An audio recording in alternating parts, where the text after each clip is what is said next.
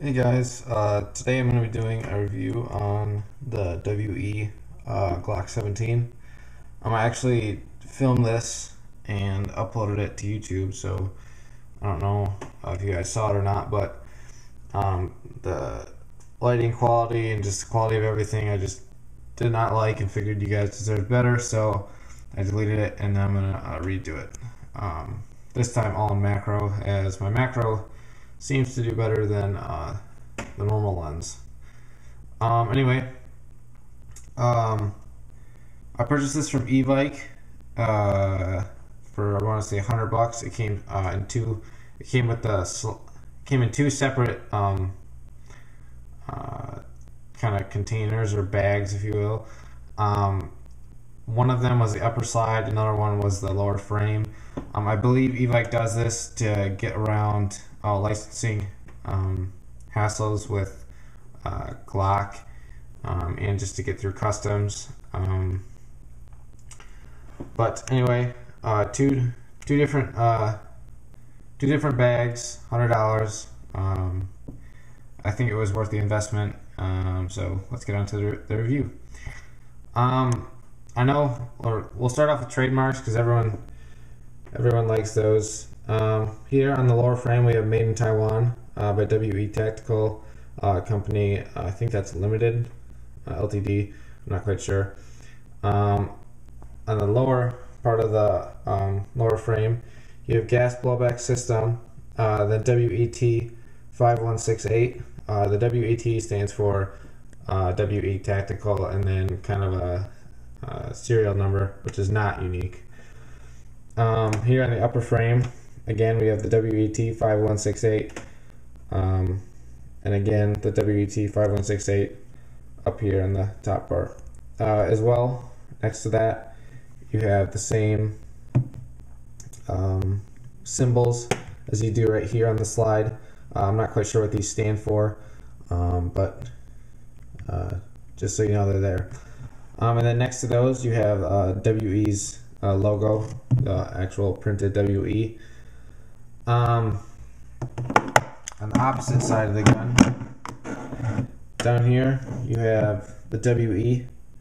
I believe on the real steel Glocks, there's I think a G and then Glock kind of built into the G. That could vary by different generations of the Glock. I'm not quite sure. Up here on the slide you have 9x19. Here's some holster wear.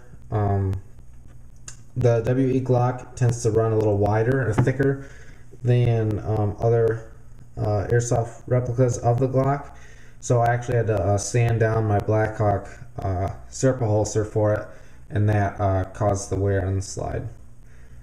Over here you have G17 Tactical. On the real Glock you would have the G and then the Glock coming out of it, and then you have the 17 here. Down here you have the railed frame with the one slot for flashlights, lasers, whatever you want to put on there.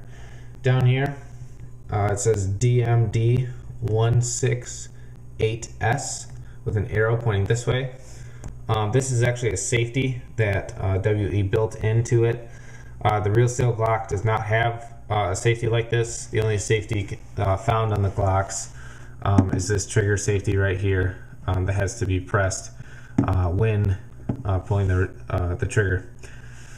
Magazine release is right here. It's just standard magazine release. You can find it on pretty much any Glock. The frame, this is the Gen 3. It's a replica of the Gen 3 Glock, so it does not have the back straps that you'll find on the Gen 4. WE does have a Gen 4 Glock, but e-bike didn't have it at the time, so I just picked up this. Magazine. My base plate actually came off. I'm not sure how. I just took the gun out of the holster one day after a game and just noticed it was gone, so keep that in mind that it can be bumped off. This button here is actually what keeps it on, so I'm guessing this was pressed and then it slid off. Anyway, this is where you insert the gas, pretty much the same as any gas blowback model you'll find. On the back here you have the gas valve. This is for releasing gas after use, or if you want to keep gas in there. I know there's a debate going on kind of about whether keeping gas in the mags for storage is good for it or not. I don't honestly know, so I'm not really going to say anything on it. On the back here you have numbers with little holes. This for Airsoft, these are just cosmetic. I believe on the real steel you can actually see into the mag and see how many rounds you have left in the magazine. I believe it holds 17 or 18 rounds, or BBs. So it's a pretty nice capacity magazine. It's well built. I've found that it can hold gas. It doesn't leak at all. But as with any gas blowback, you kind of got to maintain these in order to prolong their life as long as possible. Back to the gun. The sights are kind of your standard Glock sights. You have this kind of half box in the back with the white dot in the front. I like them. I previously owned a 1911 gas blowback, and those sights were kind of okay in my opinion, so I really like these. In order to break down the gun, when the slide is locked back, if you'll give me a second to do it, it's kind of difficult with one hand. When the slide is locked back like so, there's a lever here, and this lever runs all the way through the gun, so it's on both sides. You want to pull that down on both sides, and then release the slide catch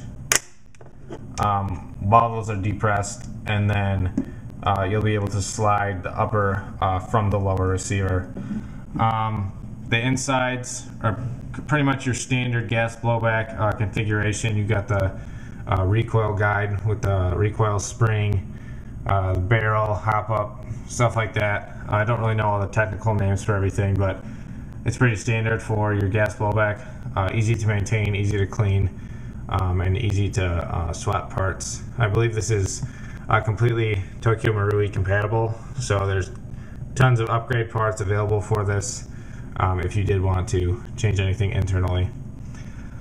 I believe that wraps it up. If you guys want to comment or subscribe, please do so. Comments I'll try and get to as soon as I can. And the subscriptions and the likes to the videos really help me out. Without them, I really wouldn't be able to do any of these videos for you. So again, comment, rate, subscribe. Thanks for watching.